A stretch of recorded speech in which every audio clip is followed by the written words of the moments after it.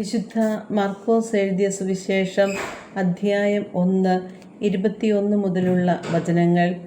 അവർ കഫർനാമിലെത്തി. Sabbath ദിവസം അവൻ സിനഗോഗിൽ പ്രവേശിച്ച് പഠിപ്പിച്ചു. അവൻ്റെ പ്രബോധനത്തിൽ അവർ വിസ്മയഭരിതരായി. കാരണം നിയമജ്ഞരെ പോലെയല്ല, അധികാരമുള്ളവനെ പോലെയാണ് അവൻ പഠിപ്പിച്ചത്. അശുദ്ധാത്മാവ് ബാധിച്ച ഒരുവൻ അവിടെയുണ്ടായിരുന്നു. അവൻ അലറി, നസ്രായനായ യേശുവേ, നീ എന്തിന് ഞങ്ങളുടെ കാര്യത്തിൽ ഇടപെടുന്നു? ഞങ്ങളെ നശിപ്പിക്കാനാണോ നീ വന്നിരിക്കുന്നത്?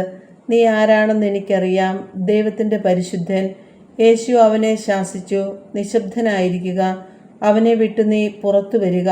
അശുദ്ധാത്മാവ് അവനെ തള്ളി വീഴ്ത്തിയിട്ട് ഉച്ചസ്വരത്തിൽ അലറിക്കൊണ്ട് പുറത്തു വന്നു.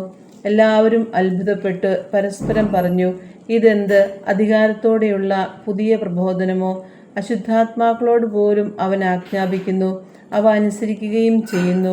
അവൻ്റെ പ്രശസ്തി ഗലീലയുടെ സമീപ പ്രദേശങ്ങളിലെല്ലാം പെട്ടെന്ന് വ്യാപിച്ചു. യേശു സിനഗോഗിൽ നിന്ന് ഇറങ്ങി യാക്കോബിനോടും യോഹന്നാനോടും കൂടെ ശിമയോൻ്റെയും അന്ത്രയോസിൻ്റെയും ഭവനത്തിലെത്തി. ശിമയോൻ്റെ അമ്മായിയമ്മ പനി പിടിച്ച് കിടപ്പായിരുന്നു.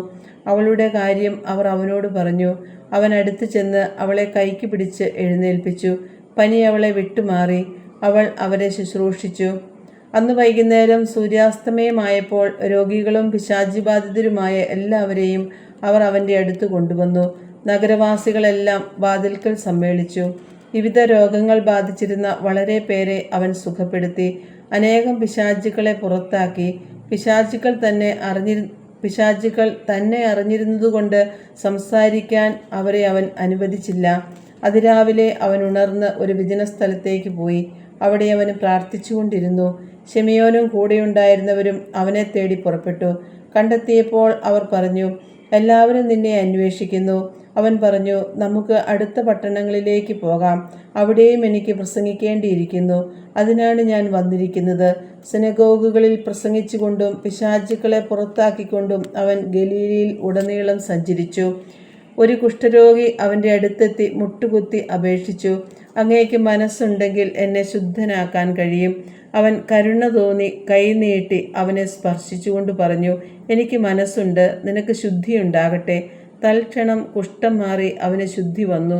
യേശു അവനെ കർശനമായി താക്കീത് ചെയ്ത് പറഞ്ഞയച്ചു, നീ ഇതേപ്പറ്റി ആരോടും ഒന്നും സംസാരിക്കരുത്. എന്നാൽ പോയി പുരോഹിതന് നിന്നെ തന്നെ കാണിച്ചു കൊടുക്കുക. മോശയുടെ കൽപ്പനയനുസരിച്ച് ജനങ്ങൾക്ക് സാക്ഷ്യത്തിനായി ശുദ്ധീകരണ കാഴ്ചകൾ സമർപ്പിക്കുകയും ചെയ്യുക. എന്നാൽ അവൻ പുറത്തു ചെന്ന് വളരെ കാര്യങ്ങൾ പ്രഘോഷിക്കാനും ഇത് പ്രസിദ്ധമാക്കാനും തുടങ്ങി. തന്മൂലം പിന്നീട് പട്ടണത്തിൽ പരസ്യമായി പ്രവേശിക്കാൻ യേശുവിന് സാധിച്ചില്ല. അവൻ പുറത്ത് വിജനപ്രദേശങ്ങളിൽ തങ്ങി. ജനങ്ങളാകട്ടെ എല്ലായിടങ്ങളിൽ നിന്ന് അവൻ്റെ അടുത്ത് വന്നുകൊണ്ടിരുന്നു.